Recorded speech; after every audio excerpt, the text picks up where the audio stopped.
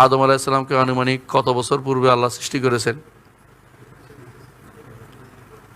কোরআন হাদিসে এ ব্যাপারে কিছু জানা যায় কিনা? না, জানা যায় না। বছর নির্ধারণ করা যাবে না, বছর নির্ধারণ করা যাবে না। যারা বলে এত হাজার বছরের ফসিল পাওয়া গেছে আদমের সন্তানের, মিথ্যা কথা বলছে। এত কোটি কোটি কোটি কোটি বছর কোথায় পাইছে? 2 লক্ষ কোটি, 3 লক্ষ কোটি, এত নাই। এগুলি অন্য কোনো আমরা বলছি না যে আদম প্রথম সৃষ্টিটা, তো আমরা বলি নাই। আদমের আগে তো আরো বহু সৃষ্টি গেছে। বুঝে আসছে কথাটা? হ্যাঁ, আদম আমাদের মানুষের দিক থেকে প্রথম, বুঝেন না কথাটা? আদমের আগে আল্লাহ জীবজন্তু আরো দিছে, দ্বিতীয় থাকতেও পারে না, অসম্ভব কিছু না। এমনকি আদমের আগে যে জিন ছিল থেকে সন্দেহ আছে? সন্দেহ তো এটা আল্লাহ কোরআনেই বলছে। তো সুতরাং এটা তো অস্বীকার করার জন্য নাই। তো আল্লাহর স্রষ্টা তিনি, বহু আগেও স্রষ্টা, পরেও স্রষ্টা, আমরা তো এটা স্বীকার করি।